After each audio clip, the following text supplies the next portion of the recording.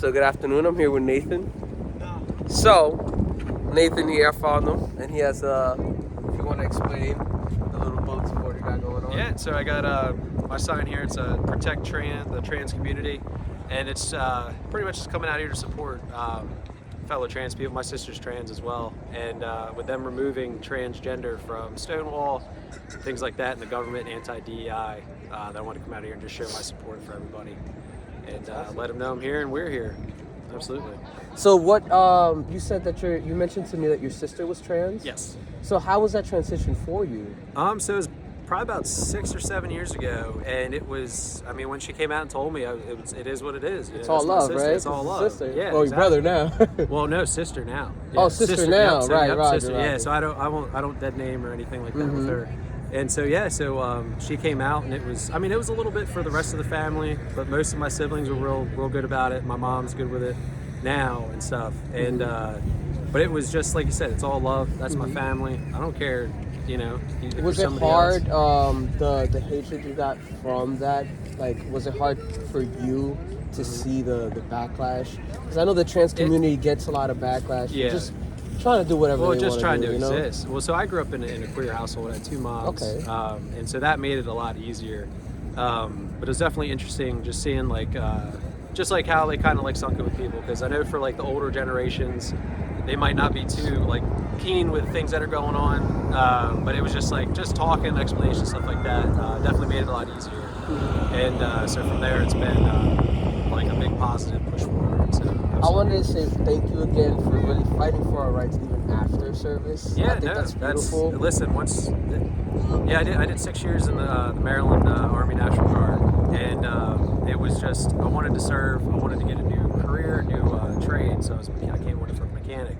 And once I kind of got the ability to take care of people, be a part of a team, and actually do something like serve, that's whenever I wound up going to joining healthcare and became a nurse. Okay. Maryland that's registered pretty nurse. Yep. So that's why I come down here. I got my cross patch on for. I got a whole medic kit on my back. Just in case. Just I in see that case. they got the little SWAT car over there. I don't know if you guys see they got it. their SWAT patty right Just in there. case somebody was going to do something, which Yeah. is kind of tyrannical in a way. Isn't It's. I mean, these protests are, from what I've seen, are very peaceful. We're definitely not what happened up in Ohio with those Nazis that were walking around and you had the police escorting them. You know what I mean? The police escorted the...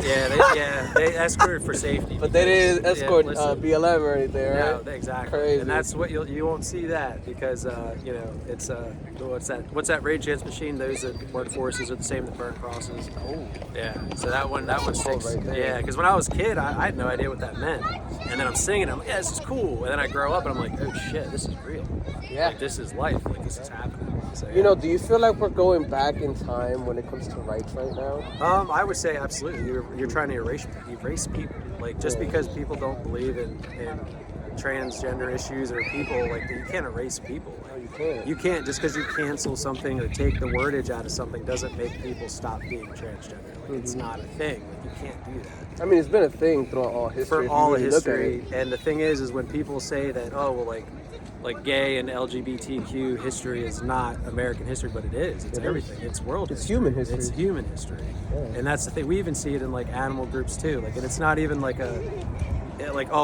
right or you're right or wrong. It's the fact that this is just how people exist, and the fact that any group of people could deny somebody their own rights is just wrong. You know what I mean? We're all here to be people, and to just it's like when you're a kid and they're like, oh, well, treat people how you want to be treated. Why can't we keep doing that? Why Just can't we keep treat everybody doing with that? respect. It's Yeah. too easy. And then just taking out Black history and everything else from the military, and the diversity is our strength. Diversity is our strength. Once we remember that we are each other, we are, whether you're black, white, an immigrant, brown, we all together, what makes this country great. Wow. And for Pete Hegseth to go on stage and to say that was the stupidest thing he's heard is diversity is our strength. Oh. And you look I at didn't it. even know that. Yeah, he said. Yeah, Look at that. And that's the thing too. Is that's what makes me ashamed. Is that I put on that uniform, and I did it to serve. It doesn't matter what you look like. And he's trying to push it as, oh, we should be colorblind, but we shouldn't be colorblind. We should see diversity because having different experiences and the way you view the world is what makes us stronger. It's not the fact that, oh, we all wear the same uniform. It's like, yeah, that's great. We're all brothers and sisters. But when it comes to like, the thing is that me as a white man looking like this, my walk through life is different than a black man like yourself. Because like, I've had certain things that even if it's subconscious, like I didn't realize was a privilege, is a privilege. You know what I mean? Like when you have young black children, especially young black men, and you have to tell them, okay, you know, people are going to look at you different. You know, they might say the N-word, or this is why you can't be out at a certain time, or why you shouldn't talk to cops. Me as a white kid, nobody told me that shit. Nobody had to tell Nobody you. had to tell me that. And you know, it's real because I mean, I'm actually not from originally my lineage is from the Dominican Republic. Okay. Right, but I still have had the black experience here Right. completely as I grew up here. Right.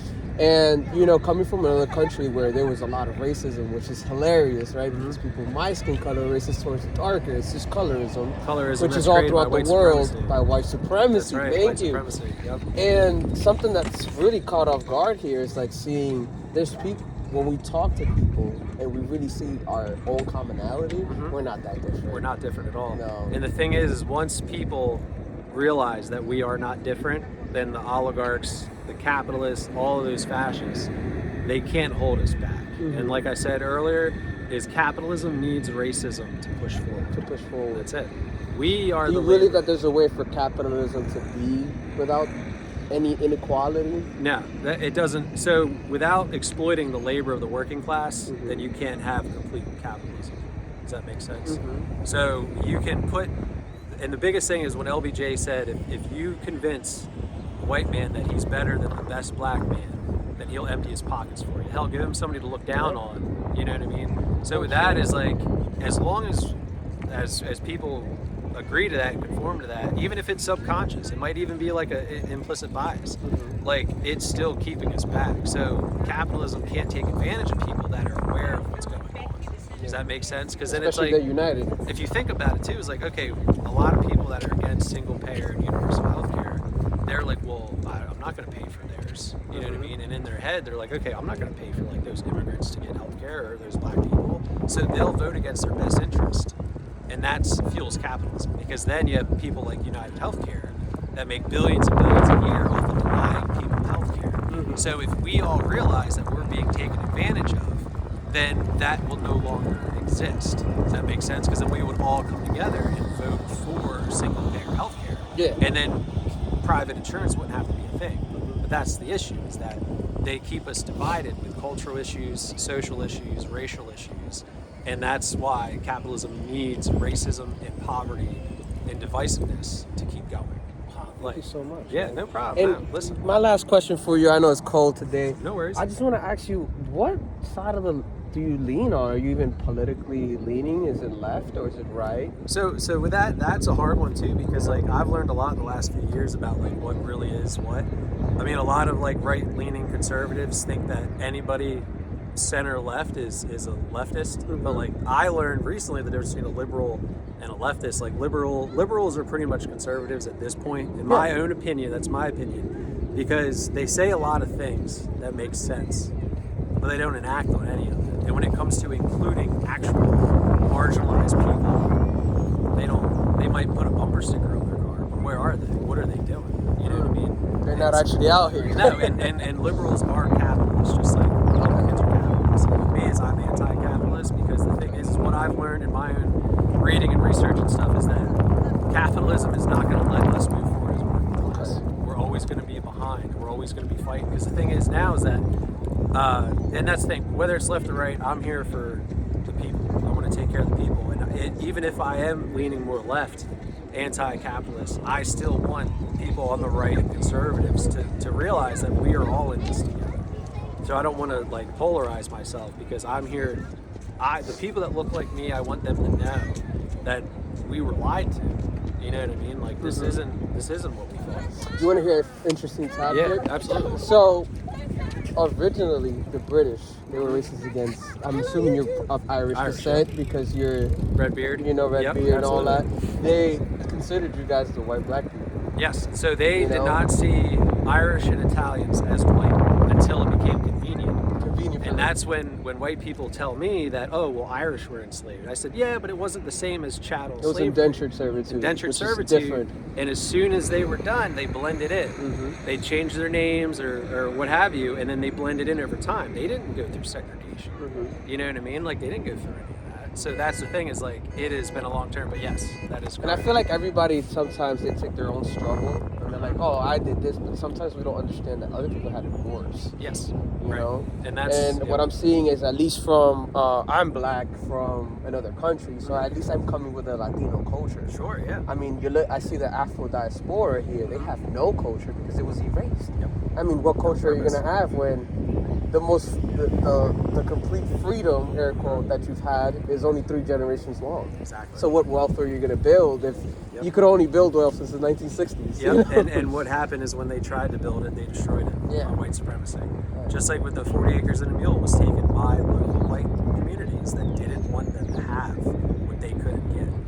And that, well, because they thought they didn't deserve it. And that's the issue, is that they've tried. Black people in America have tried to build wealth and community, and it was just taken by white supremacists. And then on top of it, like, if you look at it, all the leaders of the black community have been systematically murdered. killed or in jailed. Yep. I mean, if you look at the black empowerment movements, from either Malcolm X movements or Martin Luther King movements, most were just destroyed by everything. And it was because they were afraid that once you have a collective, that they could make actual change.